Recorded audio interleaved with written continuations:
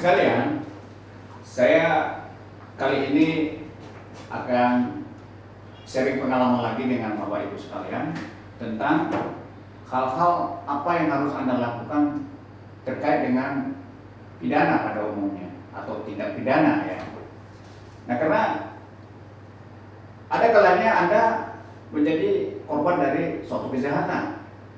Kemudian juga Anda bahkan bisa pelaku daripada kejahatan itu sendiri.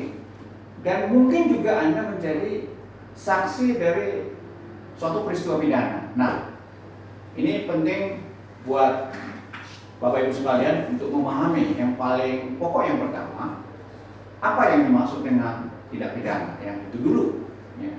Secara teoritis dikatakan bahwa tindak pidana itu adalah suatu perbuatan yang dianggap melanggar undang-undang pidana, yang oleh karenanya si pelaku akan mendapat sanksi pidana dari aparat penegak hukum karena dianggap melanggar ketertiban umum, misalnya ya. Ya, kita tahu bahwa aparat penegak hukum itu mulai dari polisi, jaksa, dan nanti pengadilan yang memutus apakah dia bersalah atau tidak bersalah. Dan kita juga tahu di dalam masyarakat itu banyak sekali kejahatan, dan kejahatan itu adalah akar dari peristiwa yang sangat membuat kegoncangan di masyarakat. Ada banyak sekali kejahatan, misalnya penipuan, pencurian, ya, penggelapan, ujaran kebencian juga belakangan ini sangat marak, makar, dan macam-macam. Itu disebut dengan variety of crime. Nah, secara teoritis ada 3 elemen dalam menilai apakah suatu perbuatan itu mengandung tindak pidana atau bukan. Yang pertama, harus ada pelaku. Pelakunya jelas siapa, misalnya ya, itu menyangkut orang, sudah barang tentu. Lalu kemudian ada victim atau korban. Nah, korban ini juga bisa orang, bisa juga harta benda atau properti.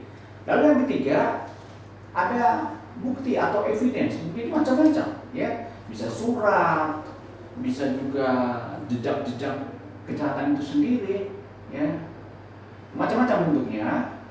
Yang nantinya ketiga elemen ini menjadi suatu elemen dari tindak pidana yang akan dikembangkan oleh penyidik biasanya, yang sampai pada kesimpulan sudah terpenuhi 2 minimal alat bukti.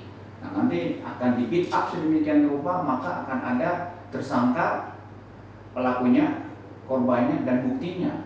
Nah, itu nanti akan berkembang sedemikian rupa, dilakukan proses penuntutan ke pengadilan oleh jaksa, di mana jaksa lah yang akan menentukan apakah seorang ini bersalah atau tidak, dan beban pembuktian itu tentu ada pada jaksa.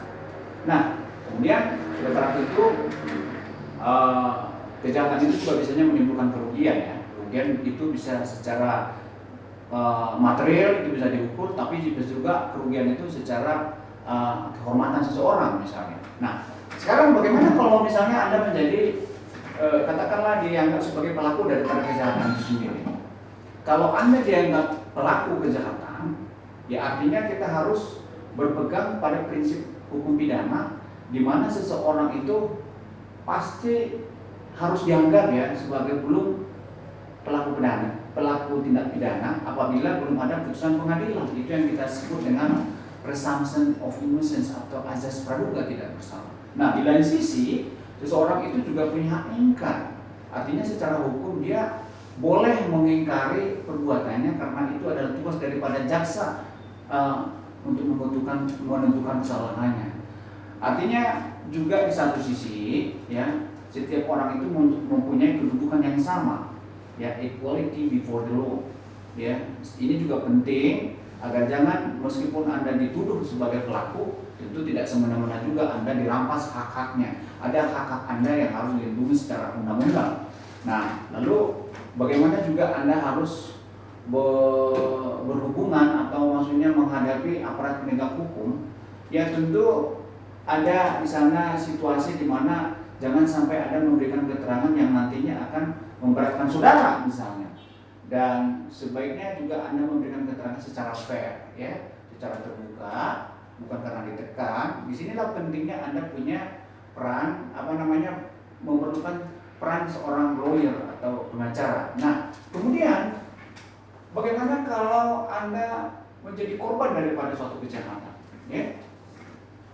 Kalau Anda menjadi korban daripada kejahatan, kejahatan, ya, itu sangat berpotensi setiap orang menjadi korban daripada kejahatan. Karena coba misalnya belakangan ini banyak sekali iming-iming investasi bodong, ya. Anda diiming-imingi dengan bunga tinggi, kemudian Anda juga bisa jadi menjadi sangat tertarik, akhirnya Anda menjadi korban, ya. Kemudian juga tanpa Anda sadari, Anda juga bisa menjadi korban dari hacker-hacker, ya, di media sosial atau di cybercrime ini. Belakangan ini juga banyak pelaku-pelaku kejahatan cyber yang bisa mengambil data pribadi Anda ke akun saudara, bahkan kejahatan perbankan juga Anda punya akun atau uang di bank bisa terkuras tanpa Anda ketahui siapa yang mengambil uang saudara. Nah, kemudian juga ada juga kita tahu dan kita saksikan sendiri, ada banyak pelaku kejahatan yang korbannya itu mengincar anak-anak kecil, ya, anak-anak di bawah umur. Dan yang lebih tragis lagi, ada banyak korban dari tindak pidana perdagangan orang. Jadi kita tahu di kota itu ada tempat-tempat prostitusi, ya, di mana pelaku-pelakunya ini sebetulnya ada sekelompok orang yang merekrut, ya, orang-orang dari desa misalnya dengan iming-iming akan dipekerjakan di kota, tahu-tahu menjadi wanita tunasusila. Nah, pokoknya banyak sekali. Belum lagi misalnya Anda diiming-imingi akan bisa mendapatkan hadiah katanya melalui SMS, ya, email. Nah, itu semua tentu Anda harus sadari, ya. Jangan sampai Anda mudah tertipu, mudah terpengaruh, mudah tergoda oleh iming-iming yang mana nantinya kalau Anda tidak menyadari, Anda bisa menjadi korban. Sehingga pastikan Anda betul-betul tidak menjadi korban dari kejahatan itu. Nah, lalu kemudian bisa juga Anda menjadi saksi, ya, saksi karena memang secara tidak sengaja Anda menyaksikan ada peristiwa pidana misalnya di sekitar saudara. Nah, kalau Anda menjadi saksi atas tindak pidana atau suatu peristiwa pidana, maka Anda nantinya mau tidak mau, yang suka tidak suka, akan dipanggil untuk memberikan keterangan di penyidikan, ya, bahkan sampai ke pengadilan. Nah, yang paling penting pertama-tama harus Anda sadari, apa yang harus pahami dulu. Sebagai saksi itu apa sih yang harus Anda sampaikan di pengadilan atau di tingkat penyidikan, ya. Pertama, saksi itu pada dasarnya hanya diminta memberikan keterangan atas apa yang dia lihat, apa yang dia dengar, dan apa yang dia alami sendiri. Nah, hanya itu saja. Di luar itu tentu bukan lagi saksi, ya. Nah, lalu bolehkah Anda tidak memenuhi panggilan polisi misalnya sebagai saksi? Undang-undang mensyaratkan setiap orang punya kewajiban untuk memberikan keterangan, ya, kepada aparat penegak hukum sebagai saksi atas apa yang dia lihat, dia dengar, dan dia alami sendiri. Namun pada tingkat-tingkat tertentu saksi dimungkinkan mengundurkan diri, seperti misalnya rohaniawan yang harus menjaga rahasia daripada seseorang karena dia adalah rohaniawan yang harus menjaga kerahasiaan daripada jemaatnya. Atau bahkan lawyer pun sebenarnya berhak untuk mengundurkan diri sebagai saksi kalau itu terkait dengan materi pemeriksaan menyangkut hubungan antara klien dan lawyer. Nah, ada pengecualian tertentu. Tapi yang paling penting adalah Anda memberikan keterangan itu, ya, jangan sampai berbasis di luar fakta. Maksudnya begini, tidak boleh saksi memberikan keterangan bohong, ya. Karena begitu Anda memberikan keterangan bohong, maka Anda bisa didakwa, dituntut memberikan keterangan palsu, dan itu akibatnya pada saudara sangat fatal. Ancamannya sangat tinggi sekali. Nah, kalau kita lihat misalnya di pasal 22 junto pasal 35 Undang-Undang Tidak Pidana Korupsi misalnya, disebutkan di sana bahwa seseorang yang memberikan keterangan tidak benar